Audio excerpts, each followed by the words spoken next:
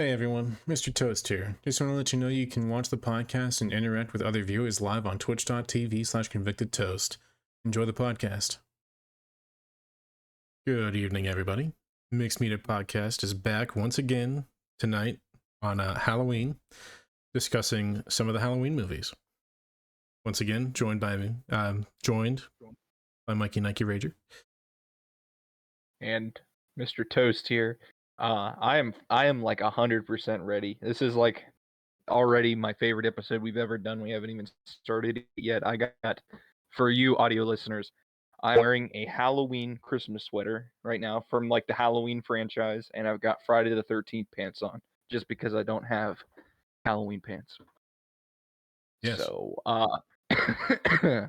we're going to be covering Halloween, the original, Halloween 2, and Halloween 3, and Halloween 2018. So we're doing 4. We weren't sure what all we wanted to cover for the podcast or what we had time to cover. So I kind of went on a little side quest of my own. And I watched another, what is that?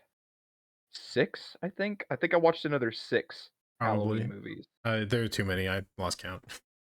I think there's 13 total now. But so I will be giving some like brief highlights of those at some point here. I don't know, when do you want me to do that? Do you want to do that at the end? Do you want me to do it now? Do you want me to do it in between the movies? I think you can squeeze a few in between. Okay. That'll work. We got some chatters. Fuchsia Jones says, "Hey, happy Halloween, looking cool by the way. Thank you very much."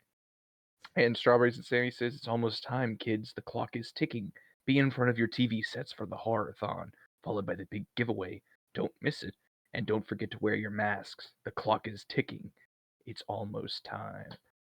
Halloween 3 there for when we get to that. So I guess there's no better place to start than with John Carpenter's original film from 1978, Halloween. This movie is often given the title of the first slasher. There were slashers before it. Some people consider the original Texas Chainsaw to be a slasher, but this movie is what really kicked off the slasher boom that we would see in the 80s, with Friday the 13th, Nightmare on Elm Street, and so many other franchises that aren't in the big three. Halloween was not was not ever intended to be a franchise like this. It originally John Carpenter and Deborah Hill were hanging out, and they were like, "Hey, can you name me a movie that is just called Halloween?" And they were like, "No, I don't think I can." And they're like, "Well, we should do that. We should make a horror movie called Halloween." And they developed it. They got the town of Haddonfield. He originally planned for it to be an annual anthology, where every year a different director would make a movie with just Halloween in the title, and it would be a different story completely. As we'll come to find out, that's not quite how things went down. That's not what the studios had in mind. That's not what Malik Akkad, or Mustafa Akkad, sorry, who the producer of pretty much Mustafa Akkad produced every single Halloween movie up to 2, even if they were made by different studios. Didn't matter. He was the only one on set for every movie, and then his son Malik Akkad did the new trilogy after Mustafa Akkad had passed away. So he had a lot of creative input for this franchise. Let me see. Well, I guess we could start with Keegan if you wanted to talk a little bit about the first Halloween. Yeah. So I will say the version that we watched for the podcast, the audio mixing was a little not great, but overall not a bad film. It actually grew on me the night after we watched it. I kind of ruminated on it a little bit. But kind of starts out and we follow the opening where we get a first person perspective of Michael when he is 6. Around there, yeah. Yeah, so he's around 6 years old or so, and he's like kind of just stalking his own home, like looking at his sister and her like boyfriend through the window, um, as he works his way inside, and finds the mask, puts it on, and the boyfriend leaves, and he proceeds up the stairs with a kitchen knife and brutally murders his sister. Yeah, and he walks outside and the mask is taken off. We have no idea that we're looking through the eyes of a little kid until the very end of the segment, which had to have been jarring for audiences in 1978 to follow like this dude go on and kill this lady. We don't know it's his sister till a little bit later as well. And go downstairs, the mask comes off, and surprise, it's a little kid just standing there confused next to his mom and his dad. Yep. And we get the amazing title sequence with the score backed by John Carpenter, who wrote, directed, did the music. He really goes all out for his movies, and it is literally not just the theme of Halloween, the franchise, but it's pretty much the theme song for Halloween. Yeah. Like it's up there with like Thriller and the Monster Mash for like most played songs during Halloween. Yeah. I have so many vivid memories of like trick or treating as a kid. You'd walk up to a house and you just hear that theme song playing as you walked up. Yep. And it's used it is used a lot, especially in the first movie. Um and there's different variants of it too that change for the tone, but this movie is very slow. It was made on a minuscule budget. Um Things unfold. Looking back on this movie now, you're like, man, like when is everything gonna happen? And they just don't make slasher films like this anymore, where so much of the mystique and the horror behind it is the way that he just kind of stalks people for the first, pretty much the first half of the movie when he gets out. Uh, so I guess moving on to the next part of the plot, it's Halloween night, and or no, it's not. It's the night before Halloween night. Sorry, and this nurse is taking the incredible Dr. Loomis, played by Donald Pleasance, to see his patient before he's transferred out of here. He's going to court and then he's going to prison. And Dr. Loomis, like, we get kind of a glimpse of how awful this kid was. He's just kind of like, I saw nothing behind those eyes but pure evil. And he's like talking about how he's going to drug him up so bad that the doctor and the judge will just be like, oh, yeah, he's just completely insane and just throw him in jail. Yeah. He won't be able to defend himself at all. And they kind of pull up, and there's all of these inmates from the mental hospital. They're outside. They're kind of wandering around. And Michael jumps on top of this car. He grabs the nurse and pulls her out of the car and just kind of hops in and starts driving down the road. And Loomis is like, shit. Well, shit. Sam in the chat says, I have nothing but love for the first one, the cinematography, the soundtrack, the story, everything is so perfect to me. So if you would like, you could start discussing Jamie Lee Curtis and her friends, the kind of main characters that we'll be spending a lot of time with. Yeah. So it kind of opens up with Jamie Lee Curtis as she's just on her way to school in the morning. And we kind of get this introduction to like kind of like what she does outside of school. So she's a babysitter for a couple of the neighborhood kids, but it's like kind of they're just kind of having like this back and forth about like what they're doing for the night of Halloween. And there's this really like I don't know. There's something about the way that this part is shot where I'm just like, this is like kind of like it's like a memory almost, Yeah, go ahead. Oh, I you're was good. just gonna say it feels very dreamlike. Yeah, like it feels like something that you've experienced before, like at some point in your life. but finally they arrive at school, and there's this really great scene that we're gonna call back on when we get to 2018. But there's Lori sitting in her desk at school, and she looks over and looks out the window and sees the car from the mental hospital, and Michael standing behind it. Yeah, and he's got the jumpsuit on and he's got the mask already. So we kind of get a little bit of explanation from this later on that Loomis was looking for him. He found where he had stopped at like this mechanic shop. He killed a mechanic for his coveralls, and took this white mask from a hardware store there in Haddonfield. And that mask is really funny. They were like, we want him to have a mask. And Tommy Lee Wallace, who went on to direct Halloween 3, was like, okay, what do you want? And John Carpenter's like, I don't know. I want something out there. I want something weird. And he like brought him this like shitty like generic William Shatner mask from Star Trek. And it looks nothing like William Shatner. And he's just like, yeah, that'll work. So he doctored it up some, and that was the mask that we got. And it's like completely iconic with the franchise now. It's so weird to me, thinking about it. Like, was that just a thing in the 70s where they just made a rubber mask of like actors? I guess so. I mean, remember in Baby Driver, they all had they were wanting Michael Myers mask, but they got Yeah. Mike Myers Yep. mask. So I guess you just gotta dig for them and you could find them.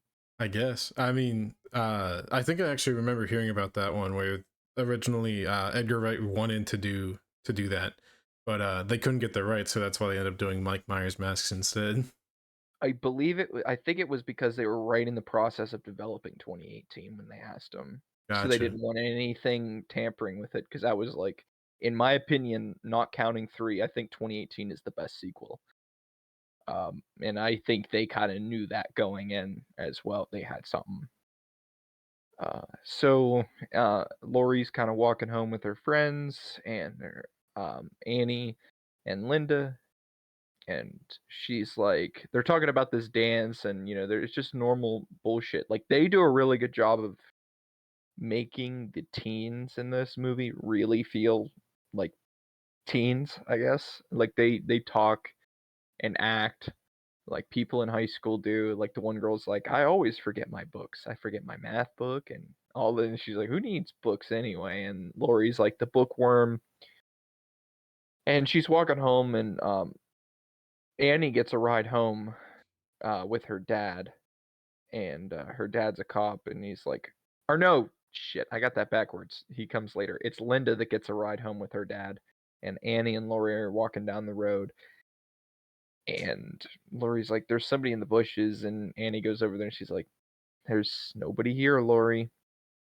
And we get this scene of Loomis, and he goes to this cemetery. And I just want to say I love this. What do you call somebody who works at a cemetery? Like a gravekeeper? Yeah, gravekeeper. Yeah, and he's taken Loomis to where Judith Myers is buried, and they're like looking around. He's telling him this whole story, and Loomis is just like, "Yeah, that's nice. Where's she buried?" And there's this big just hole in the ground where a grave used to be. And I love that this cemetery worker, his reaction. He's just like, "Oh, why do they do it? Goddamn kids!" I've never in my life heard of kids going to the like those things weigh like what 200-300 pounds, Yeah, probably more than that. like like lifting a giant fucking rock out of the ground, taking Yeah. it, It's, and it's I love that it just leaves a perfect rectangle in the dirt too. yeah, just like the kids just like yanked it right up out of there. Yep. Um, and Lori and Annie are driving around, and they see the hardware store where he had robbed, and they pull up, and they're like smoking pot and listening to "Don't Fear the Reaper," and their dad, Sheriff Brackett, he's kind of like, "You guys staying out of trouble." Let me think. I don't want to like go over a lot of this is like very slow. I don't know what we should like go into with this. I think we should like cut ahead to the night of, Okay. like when everything's kind of. I know there's like a couple other like little scenes between the characters, but Yeah, it's a big thing with like the way that the movie's paced is because there's a lot of suspense and build up. We don't really get into the meat of it till the last little bit. yeah. Sam says, "Oh yeah, let's go steal some random lady's gravestone with my dad's crane. It'll be fun, guys." Um, so This teenager is forklift certified. yeah, we get this. We realize that Laurie's a babysitter and Annie's a babysitter, and they're both babysitting kids. Laurie's got Tommy Doyle, and Annie has Lindsay Wallace, and Michael and Loomis are Michael and Loomis, Jesus Christ, Sheriff Brackett and Loomis are still looking for Michael. They go to the old Myers house. They're like looking in there, and they're like, I guess he got hungry, and there's just a dead dog on the floor. They're like, okay. And we get this really cool. I'm gonna hand it over to you to talk about the plot for a little bit, but I just want to mention on the TV there's like this horror trilogy playing. Well, not a trilogy, but like a marathon of horror movies. And if you there's a great angry video game nerd video, Cinemassacre, where he's like analyzing what the movies were on the TV, like what their marathon was like planned out as. And I remember for sure, Night of the Living Dead was one of them Yeah, that played during that night, and The Thing.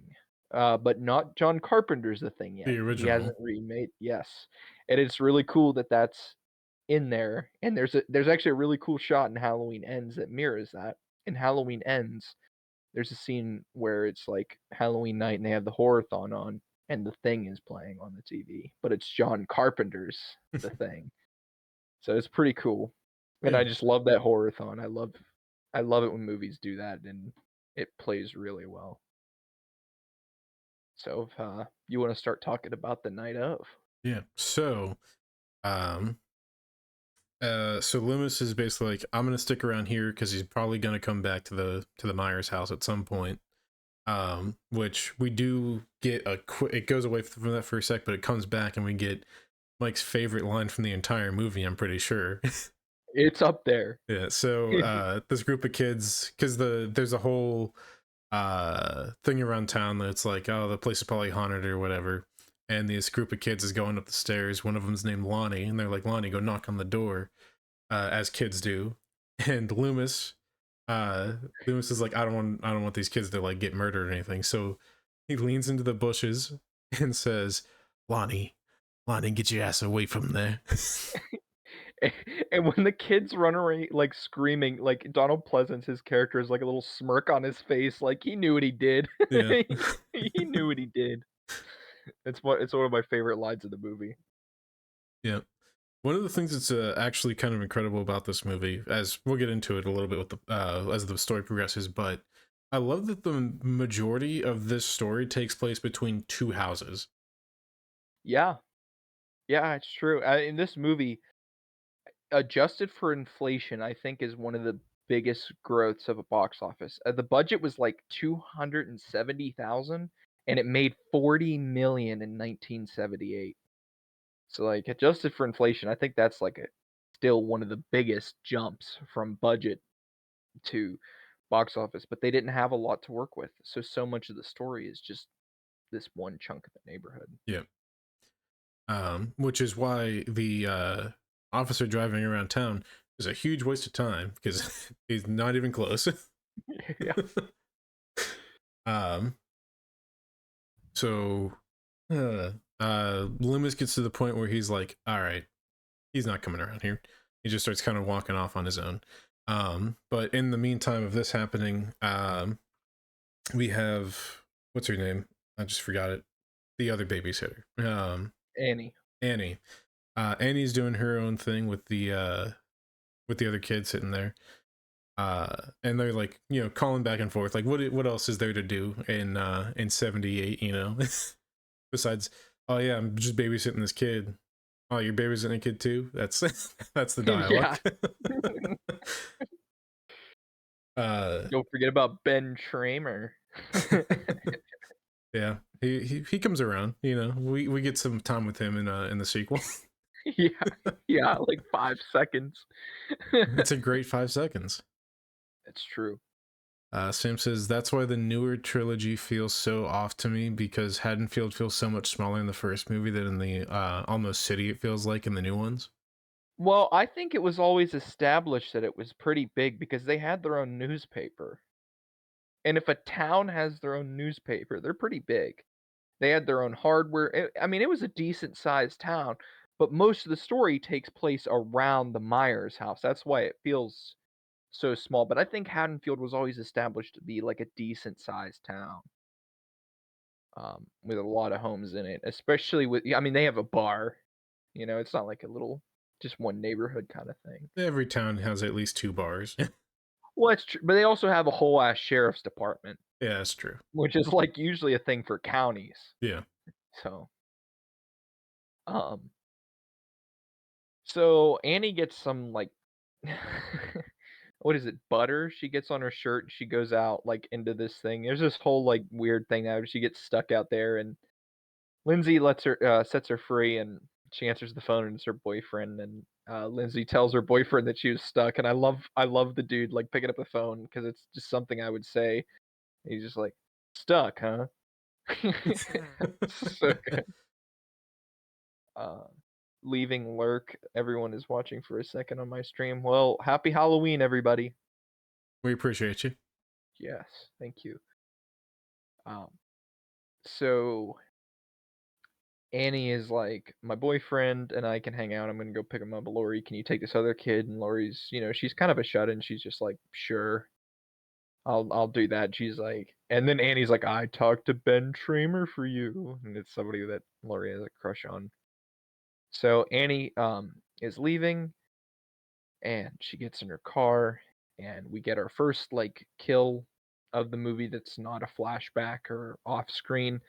Annie's killed by Michael Myers in a very like, that's the one thing about this movie is it prioritizes suspense over gore, Yeah, yeah, like for a lot. sure. This is relatively bloodless. I mean, there you see some blood, but it's not like gore fest that we'll see later on, like with Halloween Kills. Um, so she is killed in her car. He slashes her throat, and we get back to with Linda and Bob, and there's a line in this movie uh, A very that strange Bob line. says. Yeah, it's very strange that Bob says when they're going in. So Bob and Linda are going in, and they think that Lindsay is there, the little girl that they were babysitting. And Bob says to his girlfriend, "First, I'm gonna tear your clothes off, then you're gonna tear my clothes off, and then we'll tear Lindsay's clothes off." Lindsay's like 10. And it's just like so out of pocket. Yeah, Every time I see that movie, like I watch that movie, I'm like, dude, like like even if he was joking, like Jesus yeah, Christ. that's like it's like making a really bad like cancer joke and somebody just sitting there dying of cancer and you're like, oh, why would you say that? Yeah. So Linda and Bob do their thing. Uh, and then Linda's like, "Go get me a beer." And Bob's like, "I thought you were gonna get me one." Yeah. He goes down there to get one, and Michael Myers gets a hold of him. Has one of the probably the most iconic kill of this movie, I would say. Yeah, I think it's my favorite, to be honest. It is really cool. He gets a hold of Bob, like pins him up and stabs him with his knife, and he pretty much just pins Bob directly to the wall, and he's like stuck. I don't know if MythBusters did that or not, if you can actually do that, but it's still cool. And Michael Myers, he kind of does this like head tilt thing where he's like looking at him, he's like, it's really neat. It's like he's It's appreciating his own work, Yeah, like a like an piece of art. artist. Yes.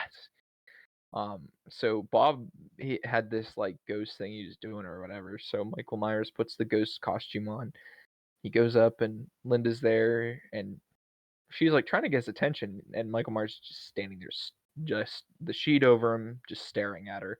She like even tries flashing him. She's like, "Come over here," and he's just standing there. So she's really annoyed. She calls Lori.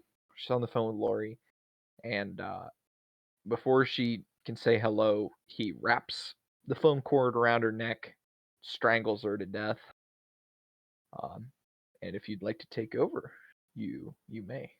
I'm kind of blanking on this moment actually. So Oh, okay. So Lori is like, what the hell? She thought it was moaning at first, but she realizes something's wrong. She goes over to the Wallace house and she finds her all the people that have been killed. She finds Annie and she's laying in front of Judith's headstone.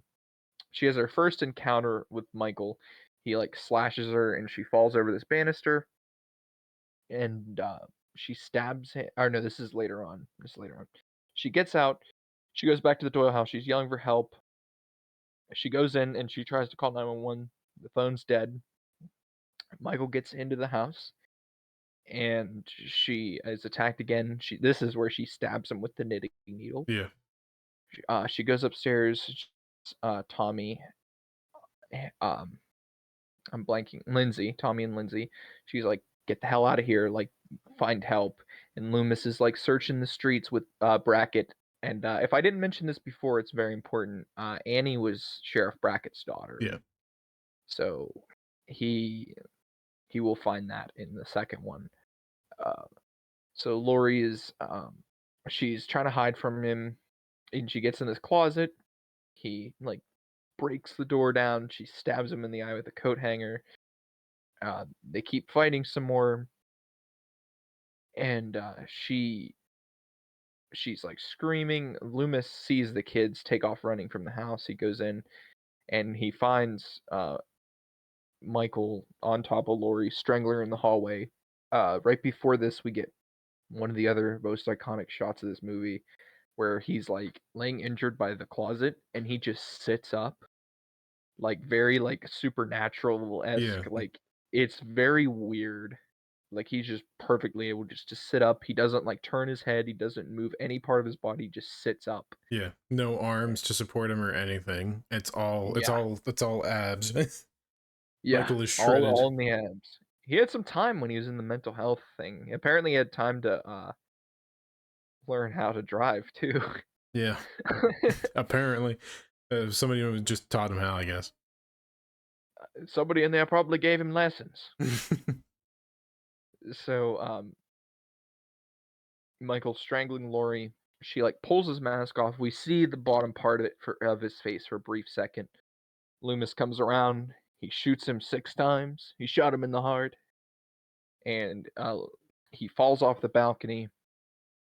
Loomis goes to check on the body, and he's gone. And that's pretty much how it ends. And she asks Dr. Loomis, "Was that the boogeyman?" And he says, "As a matter of fact, it was." I swear he has some of the best lines in this. Like he just has like every like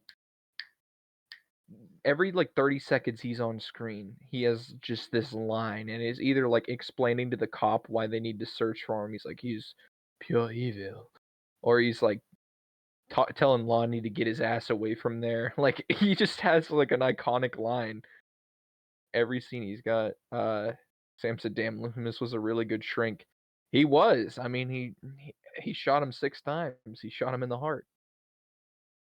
So, is there anything else you want to kind of talk about a little bit for the first Halloween? Like I said, this one did kind of ruminate and grew on me a little bit after the fact, but when we were initially watching, the some of the music did like kind of get repetitive for me personally. I don't know if anybody else has that issue or not, but that's the only thing that I had that I was like, it could have been better. But that's pretty much it for the first one for me. What would you give it out of 10? I think I'd give it a 9. A 9? Yeah. It's it is I definitely a 10 for I me. think Oh, the go ahead. 9 would the 9 only sticks just because like if you're doing like a repeated watch, I feel like the early parts are kind of like if you remember the story, the early parts are a little Yeah, a little bit. I think they get a little bit I think it gets a little bit better on other watches just because you aren't as, like, suspense I feel like things feel longer if you're waiting to see what happens. But, like, after you already know, it's you can just relax. Like, Bodies, like, every time I watch it, it feels like it goes by faster just because I know how everything goes down.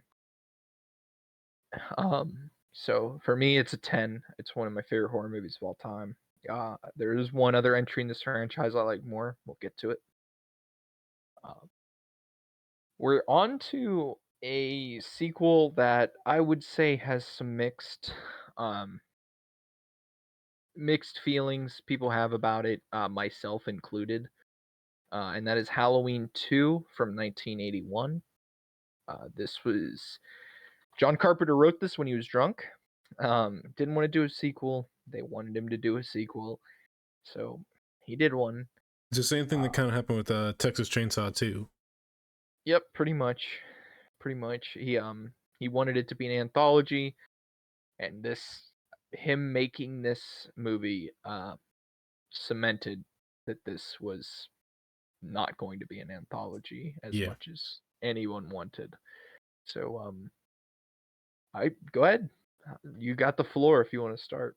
So it starts out with a brief recap of the ending of the first movie, where Loomis looks out over the lawn and Michael's body isn't there, even though he's damn sure he shot him in the heart 6 times.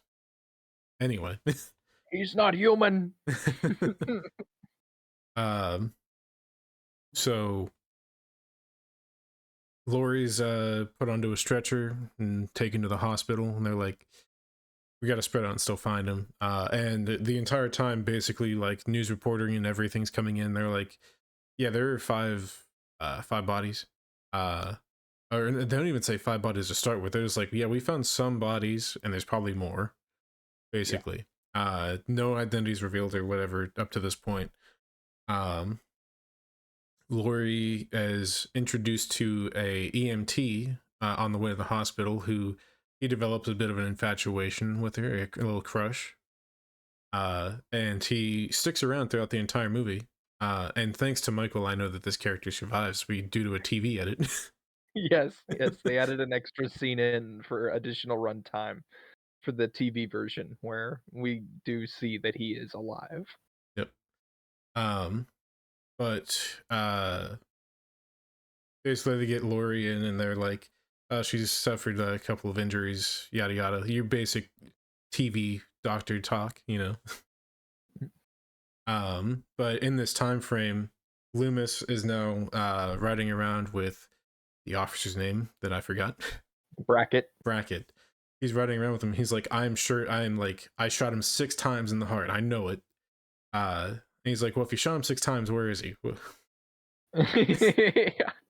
I love before the theme cuts in when the neighbor comes out and Loomis is like distraught and the guy's like, "Hey buddy, would you like tone it down a little bit? I've been trick or treated to death tonight." And Loomis just says, "You don't know what death is." Takes off running and the theme song starts.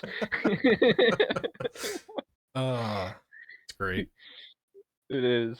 Um, so then we get another point of view shot from Michael's perspective as he starts stalking some more victims for the night. He's looking through the window at an old woman as she's making a sandwich, which, yes, I would like mayonnaise and mustard with my sandwich, please. I don't know what you're putting on there, but I'll take it. It's fine. You want mayonnaise and mustard with your sandwich? Yeah, my favorite part, she's like, you want mayo with your sandwich? And like, no response. How about mustard? uh, but he moves into the kitchen, grabs a knife as and we don't see it on screen. There's actually 2 off-screen kills, but Michael kills the elderly couple in the kitchen with a knife. It's his favorite tool. It is very effective, I've heard. Yeah. So basically, the cops are now on a manhunt looking for Michael Myers as he's still wandering about, killing people. He moves on to I can't remember what the character's name is, but she's this teenager. She hears the ruckus over at her elderly neighbor's house. She's like, "You guys okay over there?" Here's no response, disregards it entirely, and goes back inside. Oh uh, shit. uh, how does she die here? I can't remember. She's on the phone. Or no, is that 2018? I get parts of this scene confused with 2018 because they're very similar. Um, I think oh, he stabs her in the chest because when he stabs her, it shows her face and you see like the blood That's right. come up. Yep. Yeah, he stabs her. Yeah. So basically, the police have a description. They're like, "We're looking for a guy in a jumpsuit and a mask," and they're going on this huge search. Finally, they're like, "Oh, we see him. He's just walking down the street." Uh, and this is so out of pocket. It literally happens out of fucking nowhere. But he's walking down the street. The cops see him, and for some reason, he takes off running. And then another cop car comes from the side, slams into him, and then slams him into an ambulance, and the thing just bursts into flames. It's revealed too that it's Ben Tramer. He's fucking. That's the one thing I do like about Halloween 2 is that this is a Michael Myers movie, and there are like, well, I guess the one kid doesn't die, but there's like two weird incidents that like happen completely like unrelated. I guess the kid dressed up similar is related, but like when Laurie's taken to the hospital, we see this kid like walking in with a razor blade in the middle of his tongue. And he's like, Yep. oh, I can't talk, and you're like, what the fuck? Like that has nothing to Yep. do with any of this. Which, as we have covered 2 times this month already in previous Halloween special episodes, there's 0 reported cases of that happening. That's true. That's true. There are no documented cases of razor blades ending up in candy. It's an urban legend. Uh, so Laurie's in the hospital. She's like, "Please don't put me to sleep." They put her to sleep. Uh, Michael shortly arrives at the hospital. Here's where I start to dislike aspects of this movie. He like shuts the power off. And Laurie has this dream when she's asleep that she was adopted and that Michael Myers is her brother. I hate this. John John Carpenter hates it. Carpenter hates this. Yes, it's terrible. It is one of the biggest mistakes in the franchise. It ruins so much of the first one because what made the first one so horrifying is he just did it because he fucking felt like it. Yeah. And the only place he knew to go was home. Um, in this one, it like gives all that bullshit. We get in there, and this one other paramedic worker, he's sleeping with one of the nurses, and Michael Myers at this point is already in the hospital. I believe he kills the security guard first, If right? I remember correctly. I think he does. I'm not 100% sure. But they have like I don't know what kind of hospital has a hot tub, especially in 1981, but there's a hot tub. And for some It's like a reason he's therapy able bath or something like that. Yeah, and for some reason he's able to turn the temperature up to like 100, like the boiling point. Like it literally, like the dial goes like up to like 80 or 90, and then it just says scalding. Yeah, like just purely boiling water. And he kills the paramedic worker and he goes for the nurse and he just keeps dunking her head in this water. And every time he like takes his hand out and he's got her hair, there's more of her flesh just peeling off of her face. Yep. And he just keeps dunking her in there and she's dead. And Marion comes to find Loomis and she's like, "We need to go. You've been ordered back to Smith's Grove by the governor for some reason." And he's just He like, was drunk when he wrote it. "Yeah." He's just like, "Okay." And so Loomis is in the car with her, and they're going back, and she's like, "There's something you need to know. Michael Myers and Laurie Strode, they're brother and sister." He's like, why was I told this? It was like some secret file. Like what? So, so he holds a police officer hostage and makes him drive him back to Haddonfield Memorial. The cop's just like, "What are you doing?" Loomis is like, "I'm taking you hostage." Like puts a bullet through the passenger side window. He's like, "We're going." Sam said, "This is a choice." Yes, it is a choice. Um, the hospital work or the paramedic that's trying to help Lori Jimmy slips on a pool of blood, and the first time I saw this, I thought he killed himself. When he like came down on the blood, I was like, dude, we Yeah, find out that he's fine. that's fair. Like he hits the ground hard. He knocked himself out. Yeah. Um. So Loomis gets back there, and this other nurse, she finds Lori, then she's killed, and Michael's chasing Lori through the hospital. She goes outside, she gets into this car, and the paramedic worker, Jimmy, he comes out and he's just like bleeding from the head. He's like, hi. And he gets in and he just passes out on the steering wheel. Um, Marion is like calling the police. They get there, and Loomis shoots Michael again. This time they think he's dead, and this cop's standing there. And Loomis is like, dude, get the fuck away from him. And Michael gets up and he cuts the marshal's throat with the scalpel that he's been using in the movie. So Loomis and Laurie are together now. They run into this operating room and he gives her the gun that he had taken. And Michael stabs Loomis in the stomach. And then Michael comes over. And this is, I think, out of the first two, this is the first, like, I get surviving 6 gunshots is kind of unbelievable, but I feel like the 2 eye shots is the most unbelievable thing in the Yeah, first 2, if they want him to be human. It makes for a cool ass sequence, but it is you have to suspend your suspension of belief or whatever it is, disbelief. suspension of disbelief, yeah. So, Laurie shoots him twice in the eyes and he's blind, and we get this really cool sequence where he's just like slashing the air, like listening for him, like a bat using echolocation to find him and kill them both. And Loomis is like turning on all these gas valves, and Laurie gets out. Loomis opens up this lighter, it blows up. We see Michael kind of like staggering out of there, and he falls to the ground, and Mr. Sandman by the Quartet starts playing, and it kind of fades out. And if you're watching the TV version, you get an extra scene after this, where when Laurie's in the hospital going, or in the ambulance going to a different hospital, Jimmy is in there as well in the back, but you don't get that in the theatrical version. Yep. Uh, so I do want to mention a few things I liked about this movie. Go A for it. little bit.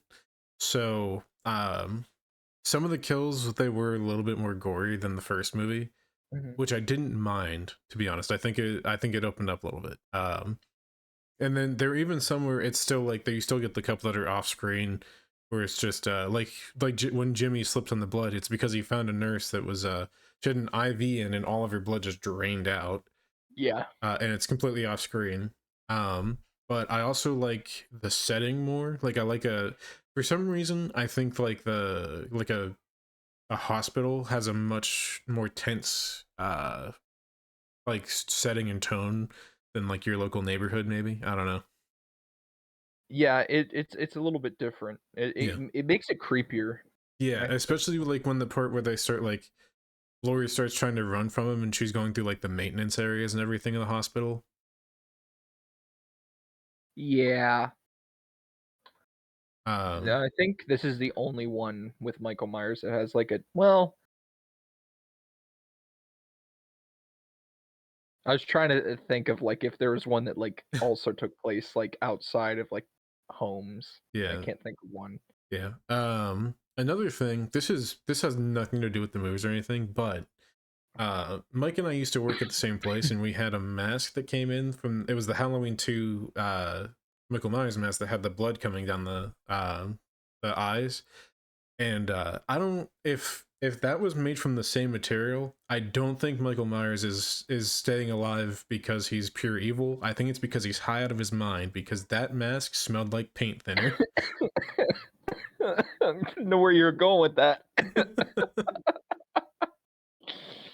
No, it did. He's 100% right. Um, yeah, this is John Carpenter wrote this. He didn't even direct it. It was Rick Rosenthal. Um, he didn't want to do it. He didn't want to do it at all. Yeah. And that's why the ending is kind of the way it is. He tried to like kill everybody off except Yeah. for Laurie. That way there wouldn't be anything after that, and they could stick to the anthologies. Right. So before we move on, of course we're gonna do our rating, but after the rating, you should talk about some of the Halloween movies you watched in your solo project. Okay, all right. So what do you give Halloween 2 out of 10? Probably an 8.5. I gave it an 8. Yeah, I gave it an 8 as well. Actually, I think it's an 8.5. If I look at my notebook, I think it's an 8.5. Yeah, it's a fun movie. Just the sister brother stuff just Yeah, ruined it for it me. really had no reason being there. So if you hated the sister and brother stuff, I'm moving on to 4. These are ones that I watched as my side project. I'm just gonna go over them briefly before we get to my favorite Halloween movie, which is Season of the Witch. Um, Halloween 4 is okay. It is the most like okay movie that you could watch. It's just fine. Like the whole thing is just okay. It really continues with that plot from 2. They continued everything from 2 except Michael and Loomis both survived the explosion. Somehow. Yeah, somehow. Loomis was bulletproof or something. I don't know. Maybe Loomis, like in the mental asylum, like trained him on how to be invincible. Like the two of them worked on it. They're like, all right, this is how we're gonna work on it. You can survive the explosion, right? So I can survive the explosion. Yeah. Cold So, fire, don't worry, says Sam. yes. Um, we get this one has pretty much all new characters except Loomis is back, and the main girl is her name is Danielle, I believe. Or I can't remember her fucking name. Hold on. It's gonna bug me, and I'm gonna have to talk about it for the 5th one. It's Jamie Lloyd, played by Danielle Harris. Um, she is Laurie's daughter, and Laurie and her husband are killed off screen in a car crash. And Michael is hunting her down because it's his niece. It's fine. The ending's pretty decent. They retcon it in 5. The ending of 4 shows Jamie with the knife, and she's wearing the clown mask, and she was about the same age that Michael was when he committed his atrocities. And Loomis is like, no, no. And 5 retcons all of that. 5, I'm going to talk about it for like 10 seconds. That death is the biggest cop out I've ever heard of. Which death? Oh, Laurie's. Oh Yeah. yeah. Yeah, died in a car crash. It's not as bad as Resurrections. I haven't seen Resurrection, but pretty disrespectful. Um, yeah, she dies multiple times. Because this franchise has 12 timelines. So 5 retcons events of 4. 5 is fucking terrible. 5 is bad. I would say both of Rob Zombie's movies are better than 5. Even 2, and I hate 2.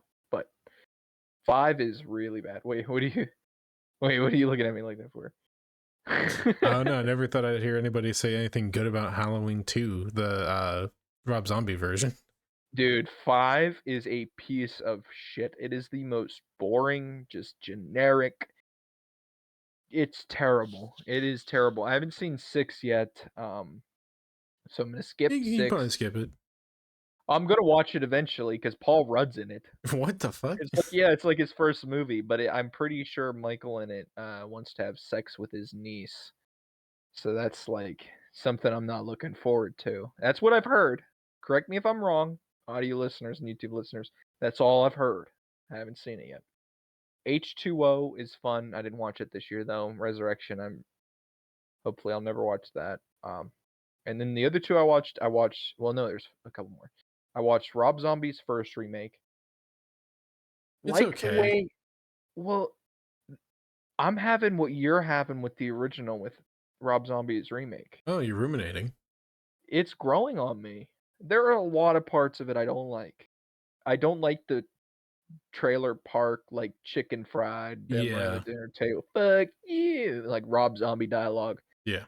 That's a downside. The scenes with Michael and Loomis in the hospital, that's an upside. I liked that. A lot of people don't. I I think like that. I think this is also having only seen a handful of the movies.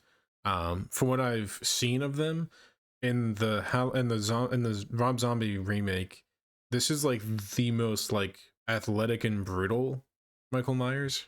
He's huge. The dude's a Yeah, mountain. yeah. Yeah, that's actually a complaint for me. I think he's a little too big. Oh, okay. Well, like, I like having a bigger actor, but that dude is, like, naturally, like, large, and you're just like I it's like think it that was Willem a. Dafoe I'm pretty meme where sure he's, it was like, a pro looking up. wrestler. I think it was. Hold on, I have the, let me look. Halloween 2007. Yeah, it was Tyler Mane. Yeah, he was a pro wrestler. Dude, he played Sabretooth in the first X-Men movie. How Huh. about that? The thing with that though is I think having Michael Myers be like being like taller and that's it. Like just make him a taller person and it's more intimidating. But if you make him just absolutely jacked, like everybody's gonna be like, oh, okay. Yeah, that's the thing. He's really tall, but he's, like, beefing. Yeah. Like, I actually, like, really enjoyed his remake the more I think about it. I even think that he did the brother and sister thing okay in this one. Um, because the reason for it to happen made sense, because in this one, Michael killed the dad and the sister, and the mom killed herself. So it makes sense that Laurie would be taken somewhere else and Yeah. have a new family and that thing. Because why would the Laurie from the first one have been adopted? Those parents seem like good people. Like they seem like very clean, upstanding citizens. I Yeah. don't see. I don't know. He did some decent things with it. The biggest downside is the Kentucky Fried shit. Halloween 2, it's not good. There are a lot of great cameos. Weird Al is in this for like 10 seconds. Um, there's just way too much stupid shit going on here, and Rob Zombie didn't want to do this, so I get it. He's just kind of throwing shit at the wall and seeing what stuck. Yeah. Uh, They didn't need to make Loomis an asshole. Even in the really bad Halloween movies, the best part is Loomis. Yeah. So I didn't need to see him as an asshole. Uh, Moving on from that one, do you want me to save my kills and ends for the end, or do you just want me to throw them in? Uh, Yes, we're here. just toss him in. Don't spoil anything, but throw it in there. Try to avoid spoilers. I don't really Ugh. care. For our audio listeners, I'm making a confused face because I'm trying to figure out how I'm gonna. Okay, uh, I can limit this to like little to no spoilers. Kills is fun, but really stupid. It's a fine sequel to 2018. It really works in conjunction with it. There are some problems that I have with Kills, with some aspects of its plot. Every single kill in this movie is really good. There is like there's a dude getting stabbed up through the armpit. There's this other guy gets his like Michael Myers puts his thumbs in his eyes and his eyes just like fly out like in different directions. Like there's some really unique ones in here. Haddonfield has probably the most personality it's ever had. Like this is where it feels lived in. This one it ends. It feels like a community. Have you know the story of Frankenstein, right? Yeah. There's a very Frankenstein-like mob that forms in Hmm. Kills, and they want Myers dead.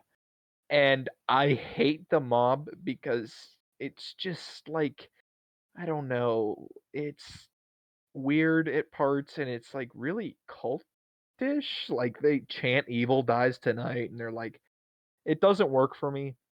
Michael Myers' movie works for me. The ending sucks, but it's not bad. Ends is one that, mark my words, if you give it 15 years or so, however long it took for people to start warming up to Season of the Witch, people are gonna warm up to this. It's very different than the other two in the trilogy. He knew it was going to be different. That's what they wanted. They wanted a different thing to come from it, and it's gonna be divisive for fans and for non-fans. Some people are gonna absolutely love it, and some people are gonna think it's one of the worst. But Yeah. I personally love it. Sam in the chat says the ending sucks so much. Yeah. The characters are pretty good though. I love yes, there's this gay couple in Halloween Kills named Big John and Little John. And Keegan, I should have showed you a clip of them. They are like the funniest characters in like a horror movie. They're in this house and one of them is called Big John and the other one is called Little John. It's like an innuendo. Yeah. Like yeah. And the one's like upstairs and he's like smoking pot and he's like grooving to this song and the other guy's like they live in the Myers house now. It's Oh. revealed that yeah, they bought it. And they like prank these kids outside and the kids are wearing season of the witch masks, which makes it even cooler, and they prank them. They're like, "Oh, Myers is going to get you." And they're really funny. I remember when I went and saw it in the theater with Lincoln. I don't know if he's in the chat, and as soon as they showed up, I was like, "It's us!" And he just looked at me and goes, "Dude."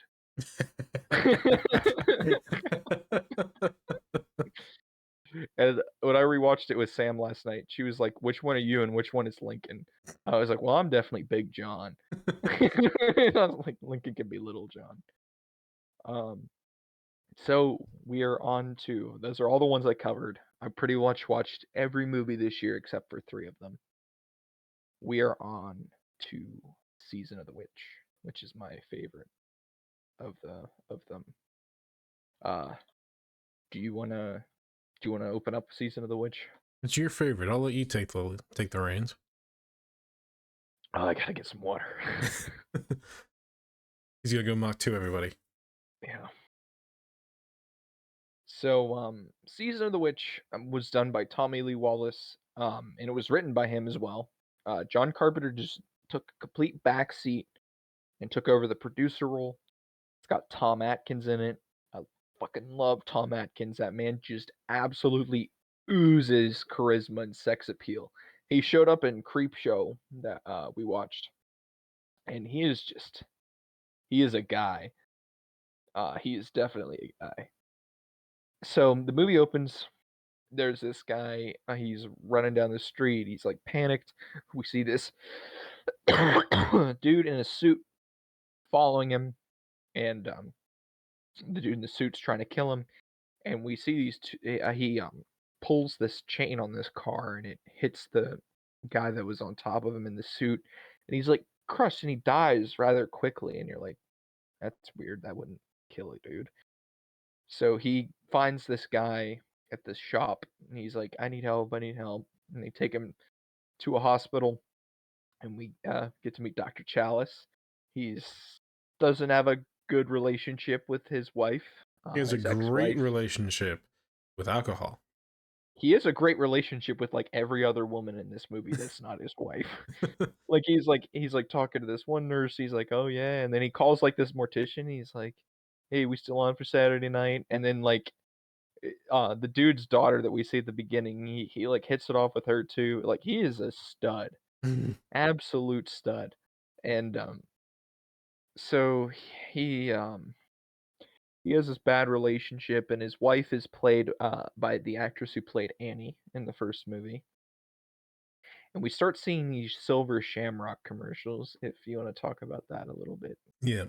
So if I mentioned that I thought that the music was repetitive in the first film, the Silver Shamrock commercials from this movie are so much worse. There's a point to it though. Yeah, there is a point to it. It plays more into the actual story, which is why I'm okay with it. It's less of a critique and more of a oh my god, please shut the fuck up. Let me enjoy the movie. Bum, bum, bum, bum, bum, bum, bum, bum. You can hear it I in your used head. I used to have it as my ringtone. 8 more days till Halloween, except it's Halloween right now. True. Um, so these commercials are happening, and we see that Dr. Chalice kind of has like I was saying, the relationship isn't great.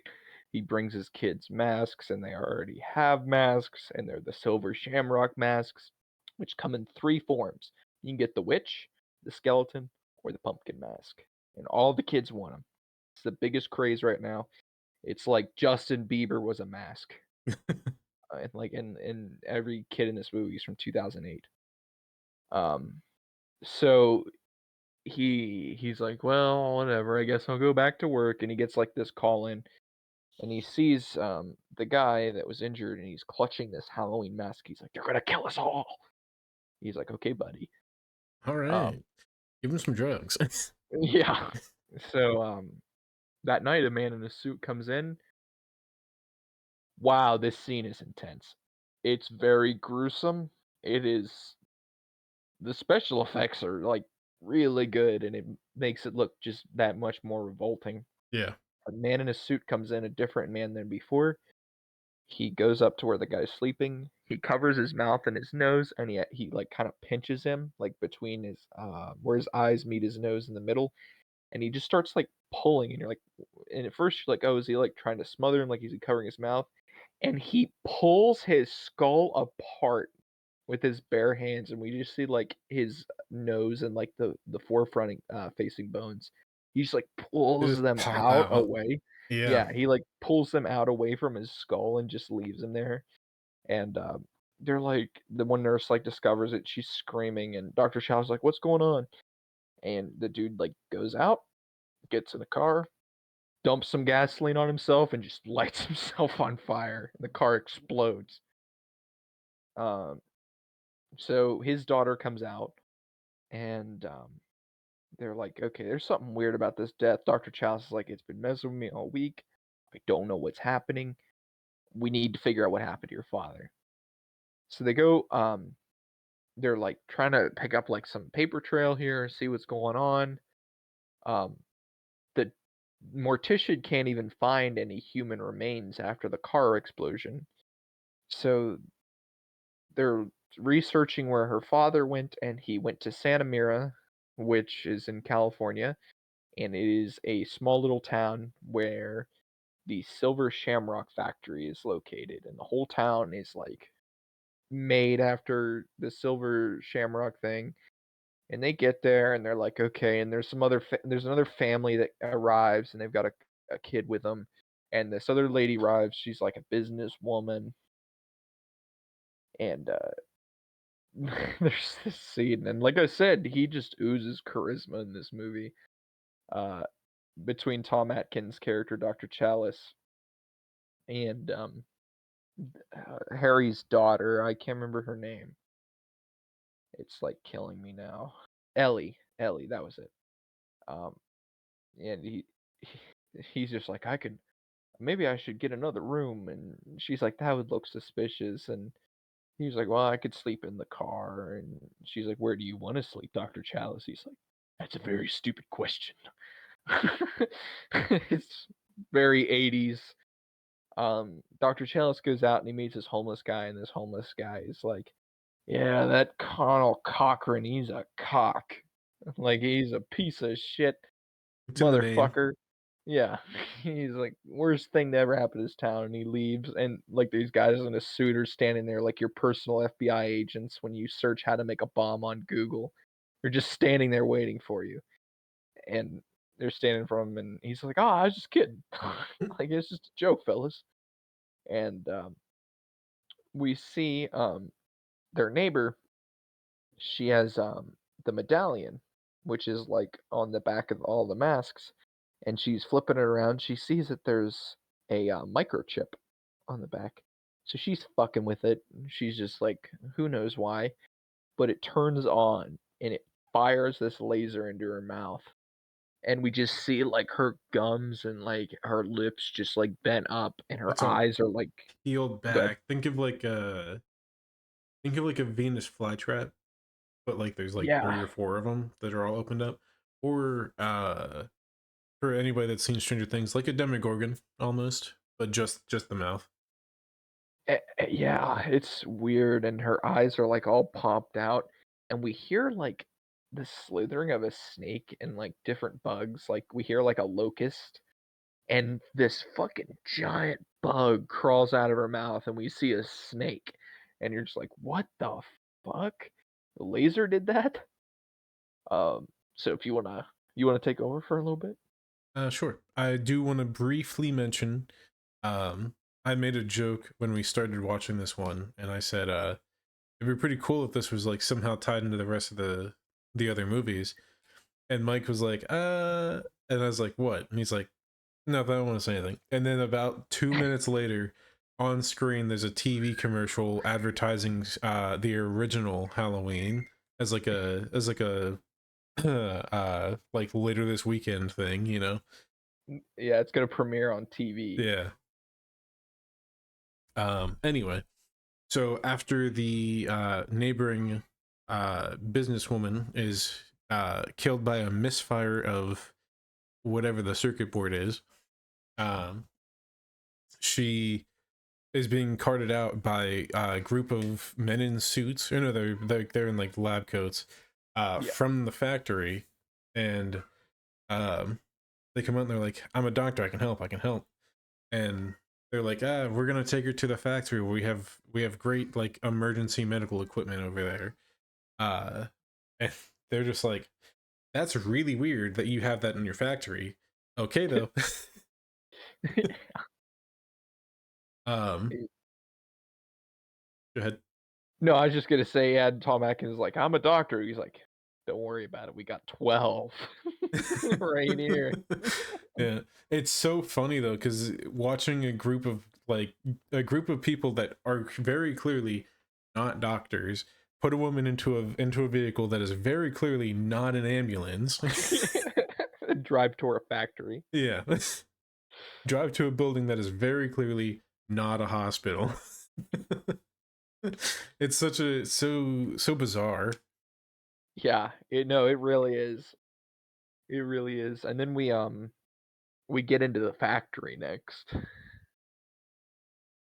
Yeah, is they're kind of doing some snooping of their own. They're like, we're gonna figure out like what's going on in yeah, the doctor factory.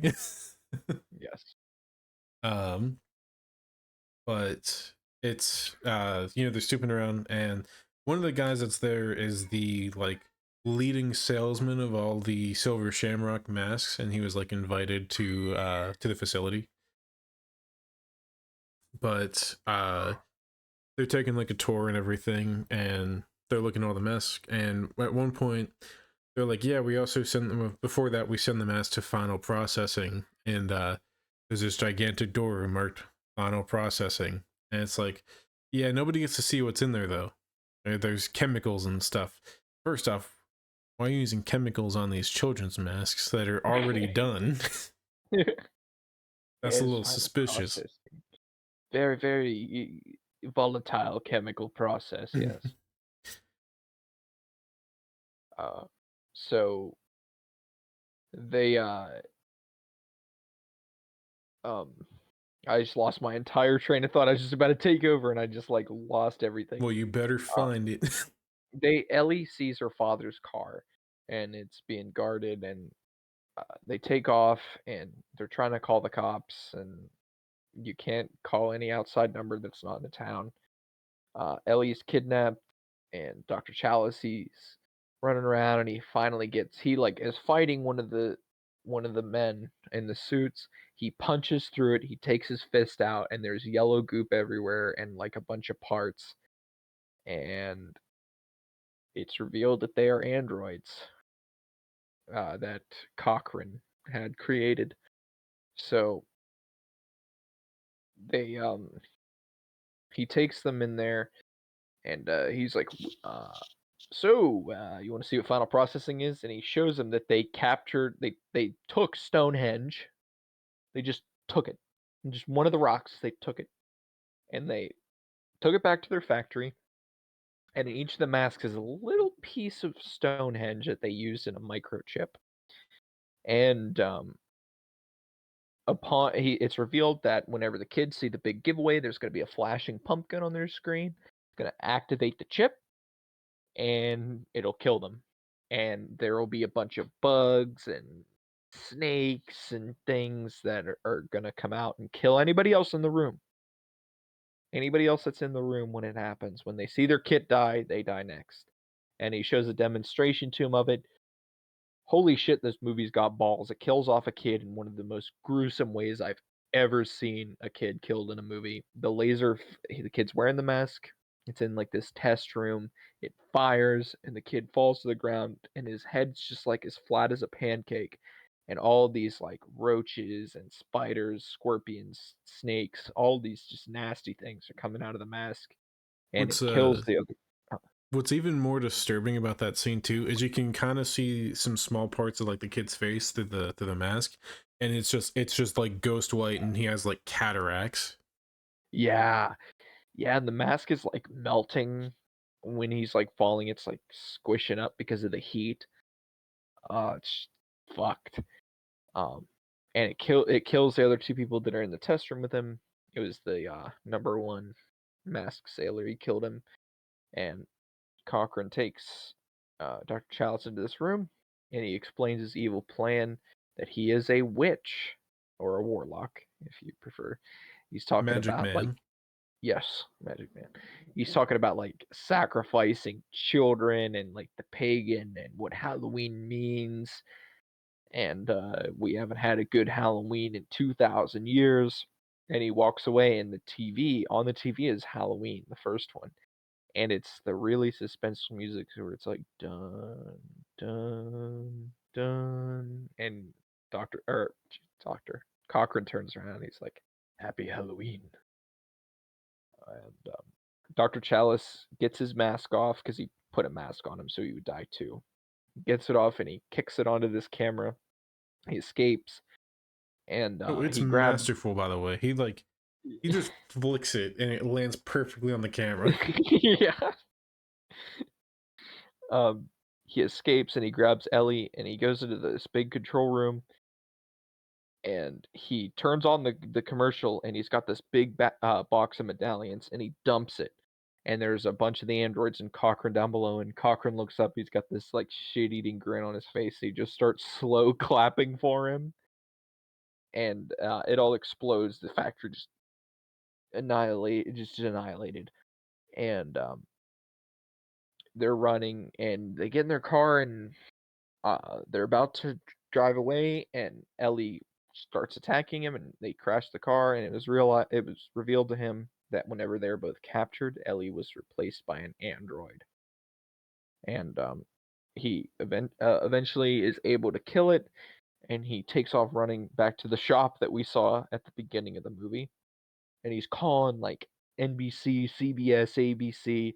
He's like, "You gotta turn it off now," and 2 networks turn it off, and the third one, he's, like, pleading with them, and it's still going on the commercial. He's like, "Stop it! Stop it! Stop it!"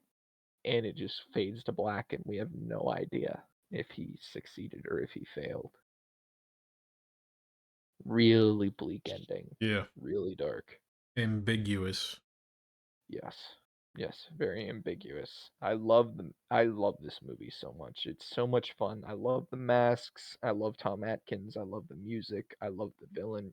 Connell Cochran is excellent. I love that it doesn't take itself so seriously either. Like it still has room for some jokes. Yes, yes, I completely agree.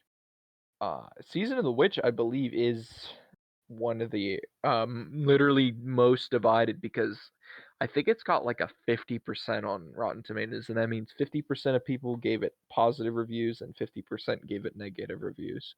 Yeah. So it's like right in that middle, and I think if you give it a chance and really just try and forget what you know about Halloween and just watch it for what it is, Yeah. a good horror movie, you'll have a I great time. I guarantee you that if you were to put that movie on, and not tell anybody what it was, like if they came in and like the title screen was already played through and they just watched it, they'd be like, "This is great," and then you're like, "That was Halloween 3." They'd be like, "What?"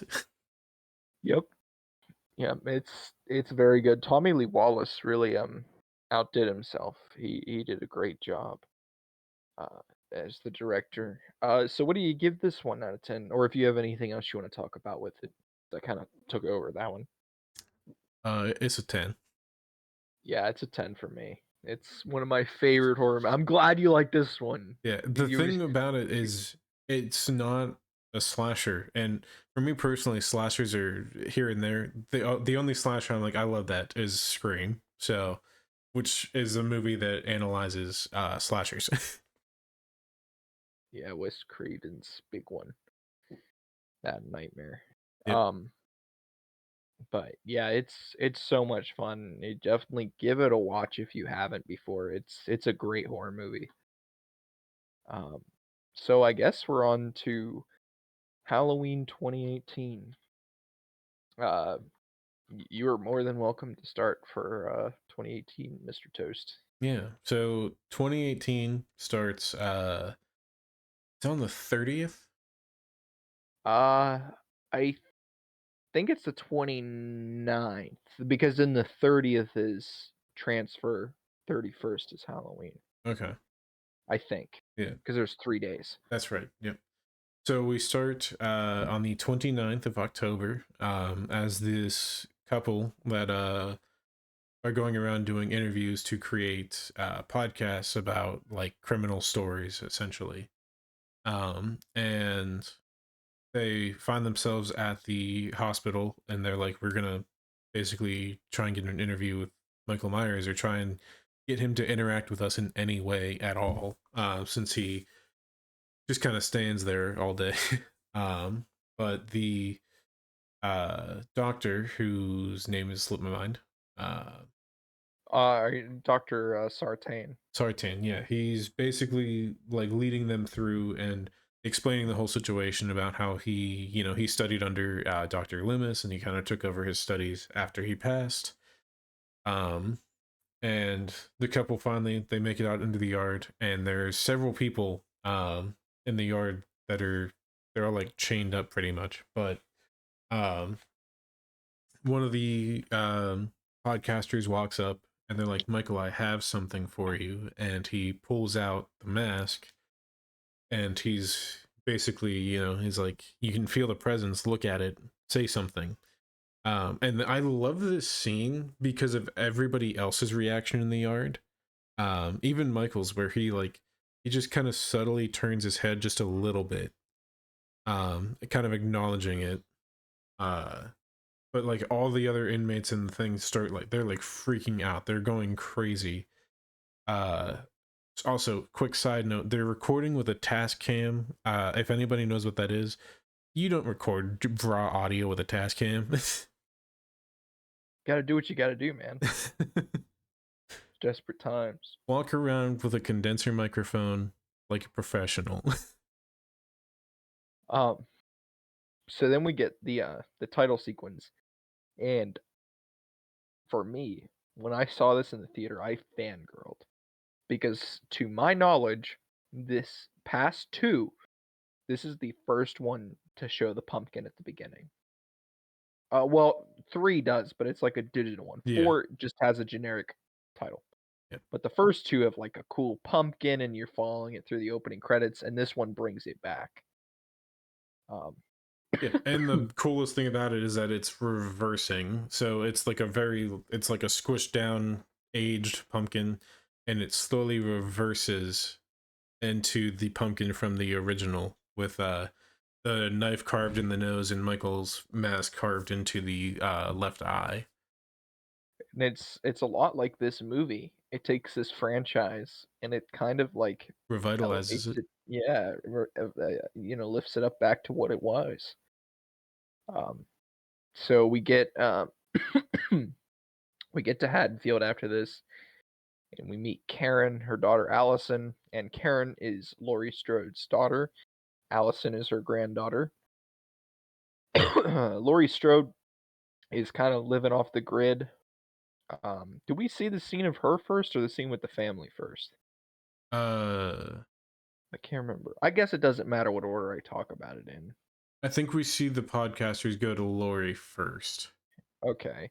Well, they go to Lori. Lori only agrees to interview with them because they're gonna give her like $3,000. Yeah, they're Um, literally she has like a fenced-in thing with like an intercom button, and the dude's leaning out the car window, and he's like, "Yeah, we're doing an interview. We're doing like a podcast documentary thing." And there's just silence for like 10 seconds. And then she goes, "How would $3,000 sound?" And then the gate just opens. yeah, it's great. And then we get Lori, and she is she's a little bit older. Well, a lot of bit older. It's been 40 years. But Jamie Lee looks pretty good for like being 60 something. Um, she does the interview. She only answers a handful of questions, and then they start to talk about her relationship with her daughter, who she lost Child Protective Services, and she is like, "Get the fuck out." So they're like, "Okay." They leave. Um, they're driving down the road, and then learn that we learn a little bit about the family. Um, the dad's really funny. I like the dad in this movie a lot. Allison's dad, he's just kind of like he drops like peanut butter on his crotch. He's just like, "Oh man, I got peanut butter on my penis." And Keegan, I remember Keegan, we were watching. He's just like, "Just say crotch." Yeah. So Allison goes out and she's got her friends, and one of her friends makes a pretty good point, and then it's literally like a new producer nowadays, like talking to Danny McBride and David Gordon Green when they got this made.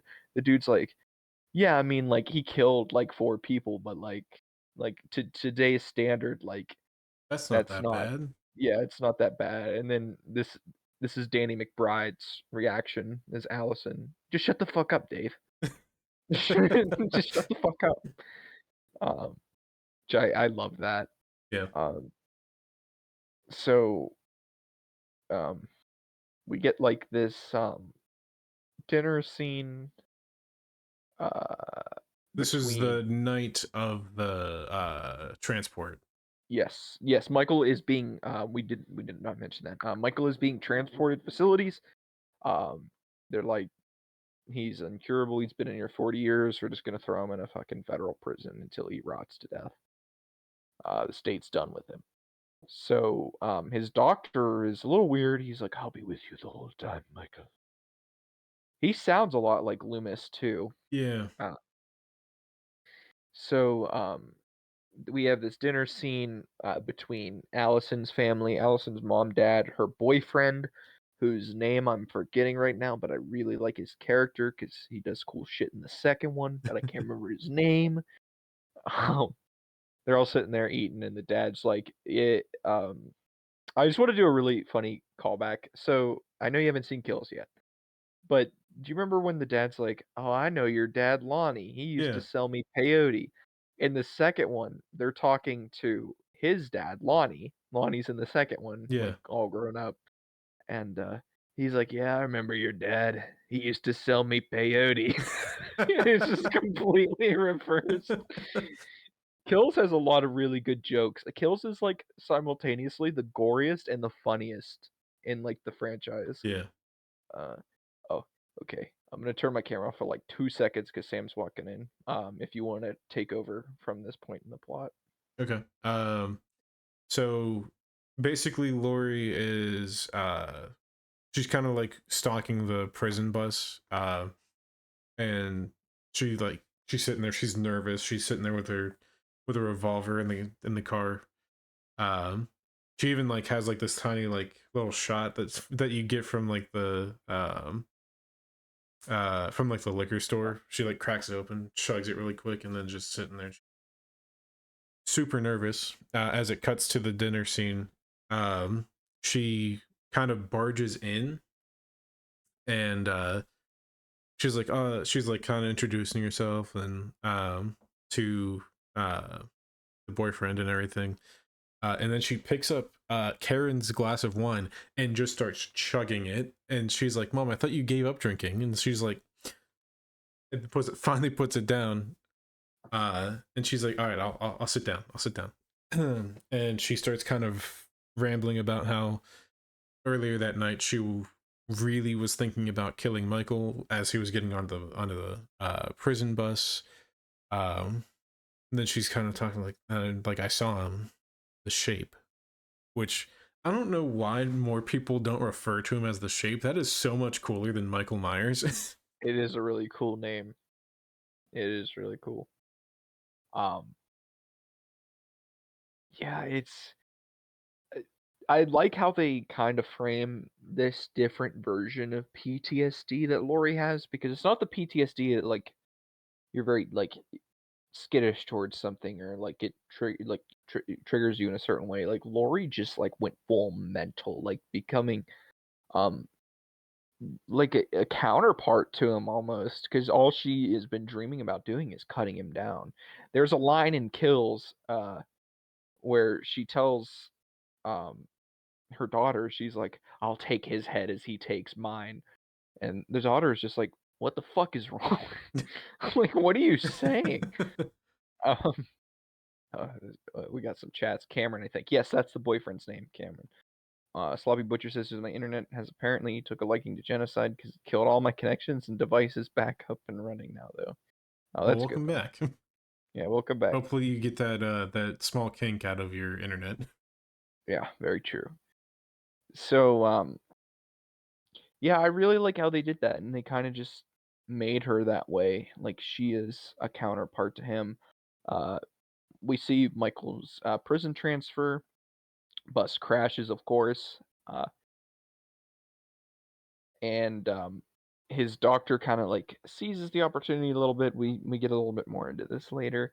Um, there's this dad and his son in a truck, and they're driving up, and Michael kills them both. Kills this kid that's like 9, maybe like I would say like 8 at the youngest, 13 at the oldest. Would you say? Yeah, I'd say it's probably like 12 or 13. Uh, so he kills them both, and the boy accidentally shoots the doctor, which is really funny when he's trying to shoot Michael. And Oh, it's the dumbest way too, because the doctor pops up. He's like, "Don't shoot," but he just jump scared the kid with the gun. I also will say that this next part, I usually am pretty pissy when they show Michael's face.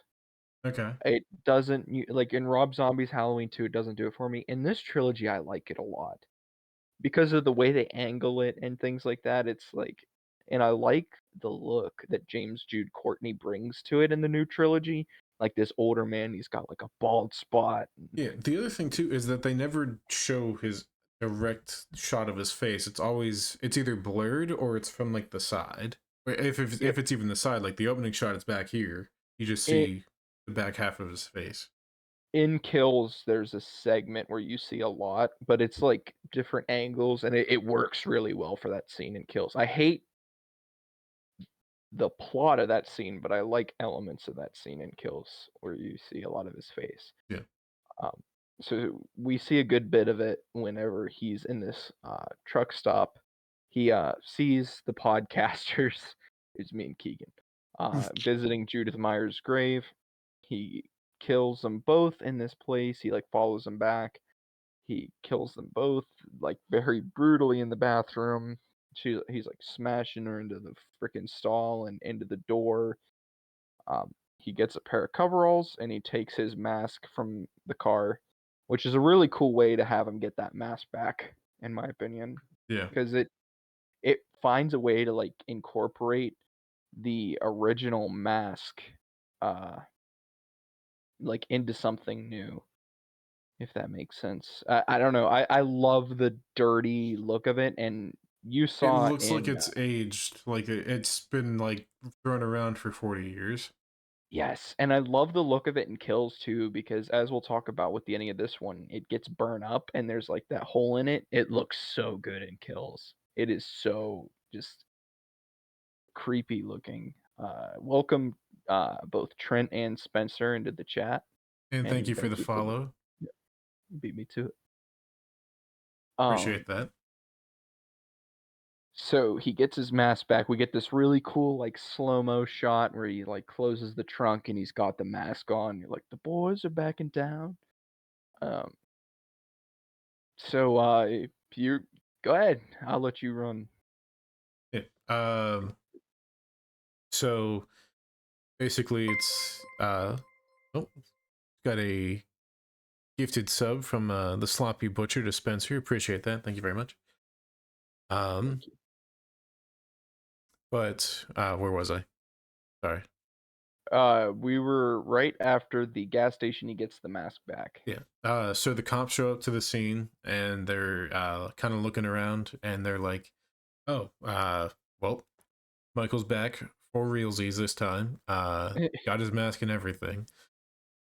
He killed 4 people in that gas station, by the way, not just the podcasters, but the guy, the mechanic, and the guy running the front desk.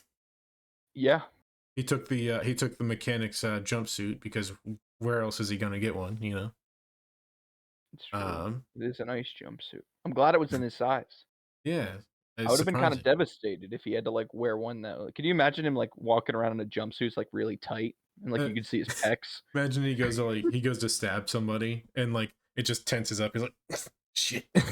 Can't get the knife down. His arms just straight locked all the time. Yeah. Oh my god. That's a great idea. Somebody should write that, and it's not gonna be me. um, but where does it go from here? I'm I'm pretty sure trying to. it's Does it just jump she. straight to the I dance? think I think Lori gives her money, and then it Oh yeah, cuts. yep. I can't remember if it's the dance scene first or if it's the tracking shot first. Uh, I know she I gives her the money before. I think she actually gives her the money before the dinner. I legit have a coworker who says she is sexually attracted to Michael Myers, so she would enjoy that. What? What? I Uh-huh. what? PMR That's info? that's strange. Aren't you Let's. married? Isn't he married? What? Don't worry about that. He does not have a third kid on the way either. Audio listeners, I am so sorry. They're gonna be so confused. This will be a Oh my reason for god. you to check out the YouTube video. Yeah, right. What the hell? I let's just do the tracking shot and then the party. Yeah. So the tracking shot is probably the best scene in this movie. Would you? Yeah, yeah, It's very good. So basically we get a whole one long take shot where we kind of see Michael doing his thing where he kind of stalks a couple of people before going in for the kills. He goes through what, 2 or 3 houses? yeah. Just fucking cleaning shit up in each one. Yeah, He's been itching, man. It's been years. 40 years. Yeah, it's been 40 years, man. He's itching. He only got 5 the first time. He said. Yeah. But basically the first one he goes to is the old couple's house, Yes. which is very similar to, Halloween 2. Um, but he like goes through and he chokes out the first one, if I'm not mistaken. And then he picks up a knife and goes for the second one. Am I recalling that right? Yes. Yeah. So after that, he moves around the back, up to the front of the houses again, and we get this really great scene where he like kneels down in front of the window, and you see the full reflection of the mask and everything in the window of as this woman's walking around, and then it goes away from him as he walks off the screen, and you don't see him again until he's in the house and he walks up behind the woman and stabs her through the back of the neck, and like you see it pop out of the side of her throat. uh and then I'm blanking on the third house. uh I think there's just two. is it two? Yes, I think We it's just two. also, you did mention it during this scene as well, where we see 2 characters that are in kills getting into the car. Yes, yes, yes. They're really cool characters and kills. I So really like that they kind of kept everything in one night. yeah, it's Um, pretty cool too that like they had the foresight. They like had the actors already in written in and everything. do you want to hear something wild? Sure. This isn't much of a spoiler. Between the two movies, they take place in one night. Okay, Kills is like two. It is a direct continuation Yeah. that same night. Takes place in one night. If we look, even counting Halloween 2, the original, let's count them together. So we had 5 in the first one and like what, 9 roughly in the second one? Yeah. Like 14 people. Do you know how many people Myers kills in the first one in Kills Uh in one night? I don't know, 15? 51. 50 what? Yeah, he kills 31 in the Kills extended cut and 17 in Halloween 2018. That's insane. Yeah, 17's not too bad, but he kills double that in the second one pretty much. That's crazy. Yeah, it is. That tracking shot is absolutely beautiful, and it probably is my favorite scene. But there is a piece of music in the movie that we'll talk about Okay. that I think is just wow. Yeah. It blows me away. So yeah, we go from a scene where we get to see, Michael back at it, doing his thing. And then it jump cuts to the high school dance where everybody's dressed up in their Halloween costumes and everything. We get Bonnie and Clyde with a twist. The Yeah. twist being that it's gender bent, I guess, or role swap. Yeah, So she's dressed up as Clyde, and he's dressed up as Bonnie. it's a really cool costume. Yeah. Ca- Uh, Cameron's kind of a dick in this movie. I like him a lot better in Kills. yeah. So he gets into an argument because what's her name? Uh, Allison. Allison. Allison sees him with like a flask, and he's also like talking to other girls or something. Hmm. And she confronts him and everything. And at this point, Lori and Karen are both like trying to get a hold of her, and she's about to answer her phone before he grabs her phone and throws it in what we can only guess is either some form of nacho cheese or pudding. We couldn't tell. Yes. um, Yes. yeah, which I made the argument to Mike that I don't think her phone would be dead uh, from going into some pudding. Mike argued maybe it would be. I don't know. I don't know. I remember like I didn't think that like phones were really waterproof, like accessible waterproof till like 2019, 2020. Well, in 2018, we're talking, we had like the iPhone 8 that year, which was already water resistant. The 7 was water resistant before that, so I don't know. But did she have a Samsung I couldn't or a tell. Motorola? What if she If had it an was a Motorola, what if she had an S7 income tax active? could have been or Cool Pad from Kroger. Cool What I had pad. when I was in 7th grade. It was called Jesus a Cool Christ. Pad.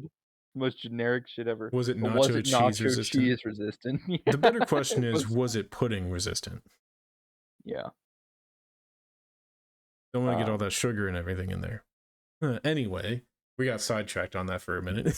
yeah, we did. So, uh, Go ahead. you okay. So, at the party, she's pissed. She leaves, and her other friend, the simp boy, is following her out. Um, and we see Deputy Hawkins, who's my favorite new character in this trilogy. I love Hawkins. He's so good. It's revealed that he was the arresting officer in '78, and if you watch Halloween Kills, you get a very nice 25-minute backstory into what exactly went down that night. And let's just say Hawkins blames himself a lot for the reason that Michael is still alive. Um, Lori sees Michael. He's just kind of walking away, and she shoots him, and he flees. And the police take Lori, Karen, and Ray. They go take him to Lori's house, and then we see Allison and her friend, they're walking, and he, like I said, he's a simp. He tries to kiss her. She brushes him off. She's like, "No, we're not doing that. Like, this isn't an invitation, buddy." And he's like sitting there alone, and Michael is there, and he like picks him up and he sticks him on this fence, and Allison like comes back for him, and she sees him, and she's screaming and running away, and we get one of my favorite pieces of music John Carpenter ever wrote, "The Shape Hunts Allison." If you haven't heard it, look it up on YouTube and listen to it. "The Shape Hunts Allison." Better yet, It's just look up only the scene. Yeah, the scene's great. Um, Song's only like a minute and a half. It is I can't even explain. It's really good, and it's crazy that John Carpenter, as old as he is, wrote something like that rivals what he wrote when he was in his prime. So,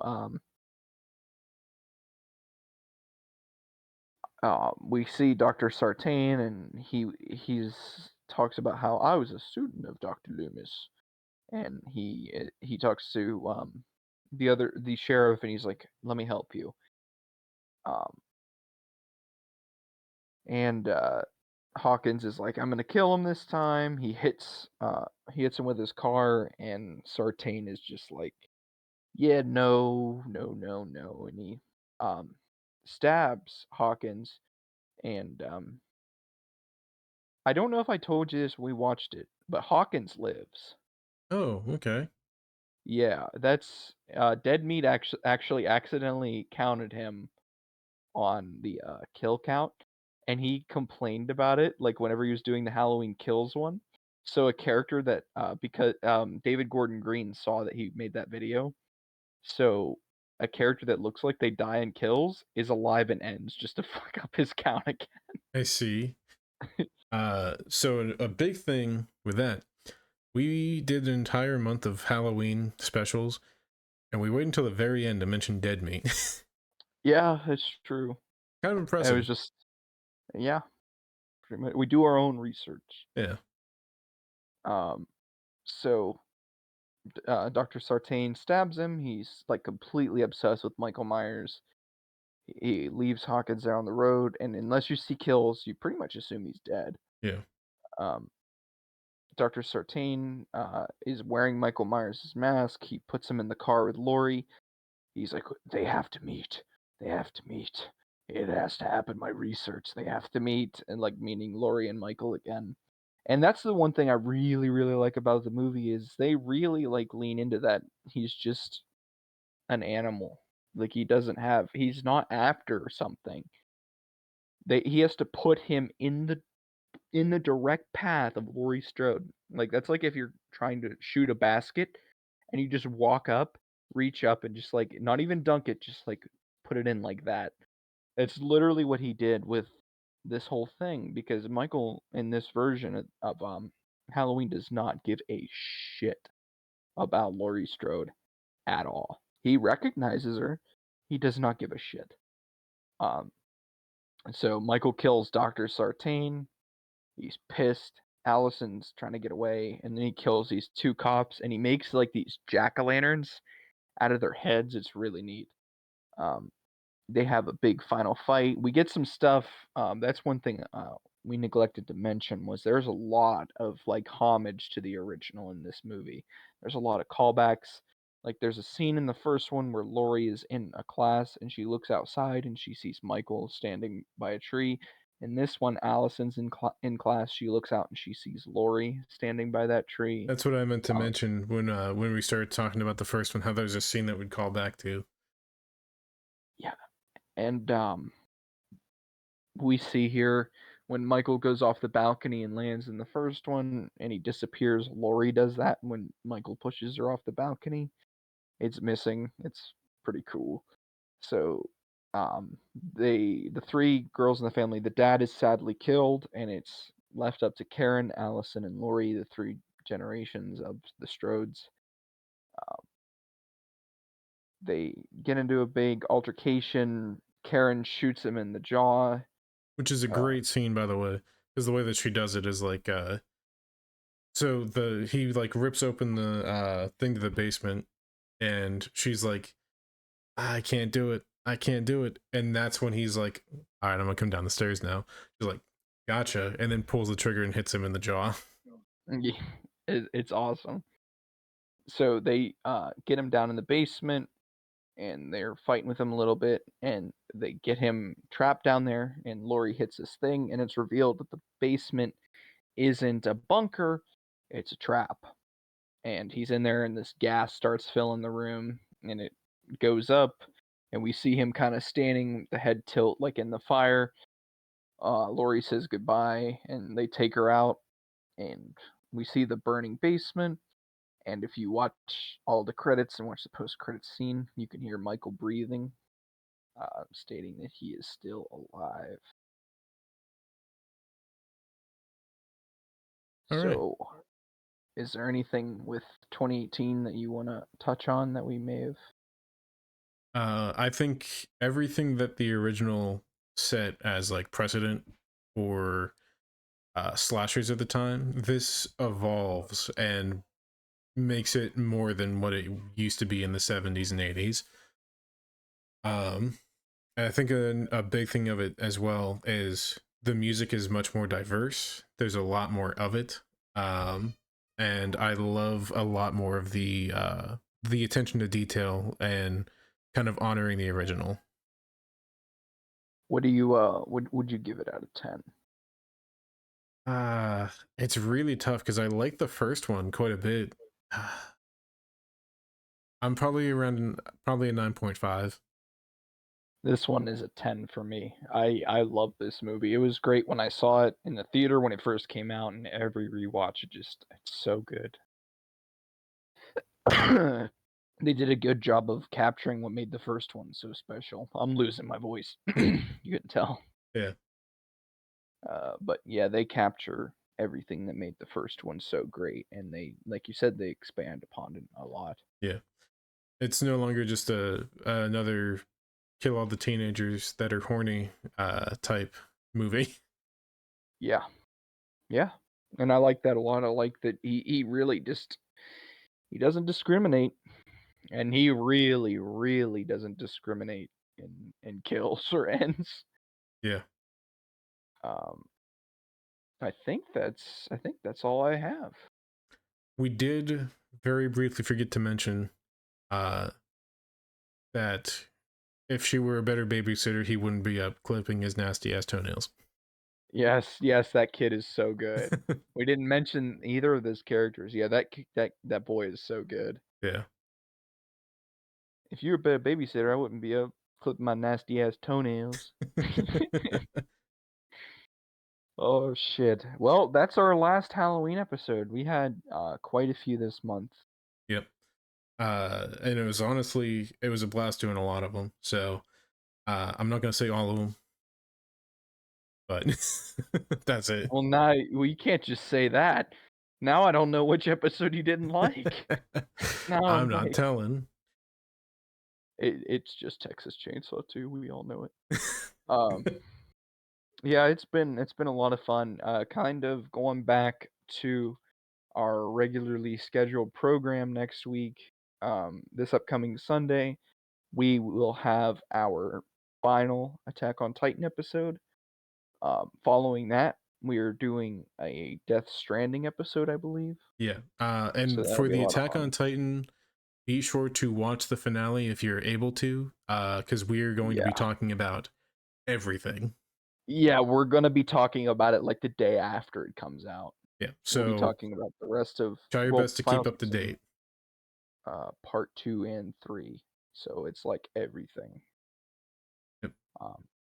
That'll probably be a longer episode because we're gonna do like a whole retrospective of like what we thought for all. Sam said the Halloween episodes were so much fun. I love the themes. Yeah, we had themes for all of them except for one. We were just like, yeah, fuck it, let's just watch a bunch of shit. There was a reason that episode was titled "A Bunch of Horror Movies We Decided to Watch." Yeah, yeah, that's true. It got a lot of variety though. Yeah. So yeah, look out for that episode. And the Death Stranding one that is also in the near future. And I think that's all I have, Mr. Toast. That's the same for me. So, once again, join the Discord if you haven't already. And if you're listening on Spotify or watching on YouTube, remember that we do live stream these podcasts, as you can tell because we're reading the chat constantly. Be sure to stop by sometime. We'd love to hear your feedback live. And that's Yes. pretty much it from us. Once again, we appreciate you. And we love doing this. So Yeah, it is an absolute blast. Have a safe and happy Halloween. A lot of you guys will probably hear this post Halloween, but I hope you had a good one. Halloween is my favorite holiday. yep. You all have a fantastic night. Take care. Have a good one, everyone.